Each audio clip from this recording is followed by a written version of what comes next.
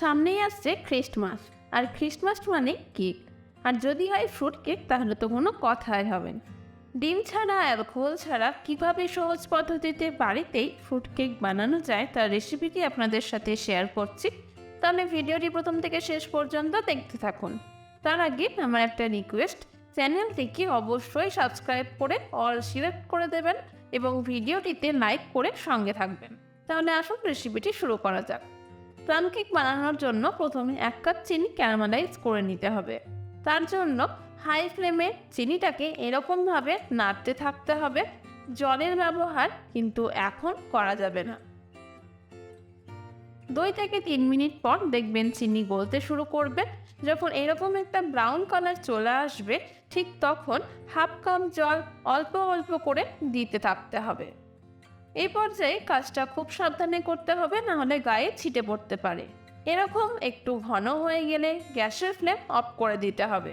এখন একটা পাত্রে বিভিন্ন কালারের টুটি ফ্রুটি নিয়ে নিতে হবে।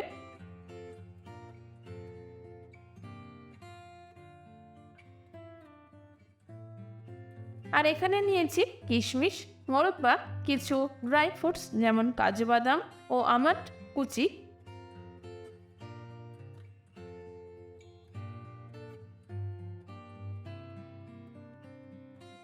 এবার চিনির যে মিশ্রণটা করে রেখেছিলাম ওটা এর মধ্যে দিয়ে 1 ঘন্টা মতো রেস্টে এটাকে রেখে দিতে হবে।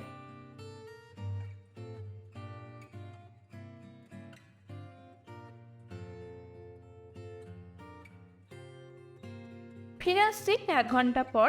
এখন একটা বাটিতে 1 কাপ সাদা তেল দিয়ে দেব। আপনারা এখানে তেল ব্যবহার করতে না চাইলে তেলের পরিবর্তে বাটারও ব্যবহার করতে পারেন। এবার নর্মাল টেম্পারেচারে রাখা 1 কাপ দুধ দিয়ে দিতে হবে। 3 কাপ ময়দা একটা ছাঁকনির সাহায্যে চেলে দিয়ে দিতে হবে।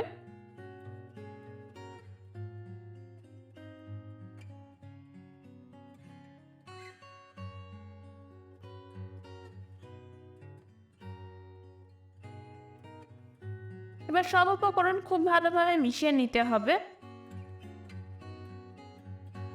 দেখুন ব্যাটারটা অনেকটাই ঘন হয়ে গেছে। ঠিক এই সময় ক্যারামেলাইজের মিশ্রণটা দিয়ে দিতে হবে।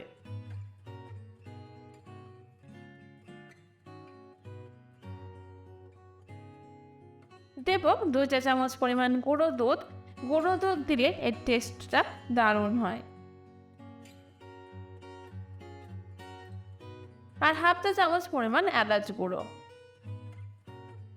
এবার সব উপকরণ খুব ভালোভাবে মিশিয়ে নিতে হবে। দেখুন ব্যাটারটা আমাদের তৈরি হয়ে গেছে। আর একদম সবশেষে 1 চা চামচ বেকিং পাউডার ও 1 চা চামচ ভ্যানিলা এসেন্স দিয়ে মিশিয়ে নিতে হবে। এখানে একটা কথা বলে রাখি, বেকিং পাউডার দেওয়ার পরপরই কিন্তু এটাকে বেক করার জন্য দিয়ে দিতে হবে। আর বেক না করতে দিয়ে রেখে দিলে প্লাম কেক কিন্তু হবে না, ঠিকঠাক বেকও হবে না। কেকটাকে বেক করার জন্য একটা বাটিতে বাটার পেপার লাগিয়ে ব্রাশের সাহায্যে তেল লাগিয়ে নিতে হবে, তাতে ব্যাটারটা ঢেলে দিতে হবে। ব্যাটারটা ঢালা হয়ে গেছে। এখন এর উপরে একটু সাজিয়ে নেব। যেমন এর উপরে দিয়ে দিচ্ছি কাজু, টুটি ফ্রুটি ও কিশমিশ।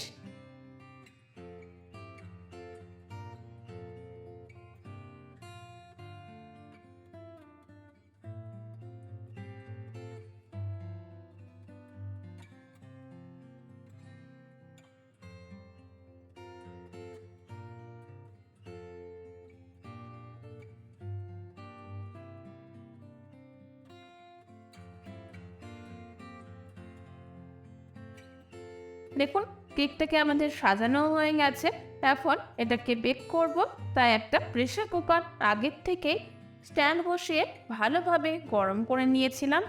এবার এই বাটিটা স্ট্যান্ডের ওপরে বসিয়ে নেব। আর প্রেসার কুকারের সিটি খুলে দিয়ে ঢাকনা লাগিয়ে এটাকে 55 মিনিট এভাবেই হতে দিতে হবে, মাঝে কিন্তু খোলা যাবে না। 55 মিনিট পর ঠান্ডা হয়ে গেলে এটাকে প্লেটে ঢেলে নিতে হবে। দেখুন প্লেটে ঢেলে নিয়েছি। কতটা সুন্দর লাগছে দেখতে, একদম নরম, আর এটা খেতেও কিন্তু দারুণ হয়। তাহলে এরকমভাবে আপনারাও বানিয়ে ফেলুন। বানানোর পর কেমন হয়েছে তা জানাতে ভুলবেন না। রেসিপিটি ভালো লাগলে অবশ্যই লাইক করবেন ও শেয়ার করবেন এবং আমার চ্যানেলে নতুন বন্ধু হয়ে থাকলে অবশ্যই সাবস্ক্রাইব করে দেবেন ও পাশে থাকা বেল আইকনটি ক্লিক করে অল সিলেক্ট করে দেবেন আমার সমস্ত নতুন ভিডিওর আপডেট পাওয়ার জন্য। আজকের মতো এখানেই শেষ করছি। আবারও ফিরে আসছি নতুন ভিডিওর সঙ্গে। ভালো থাকবেন, সুস্থ থাকবেন। ধন্যবাদ।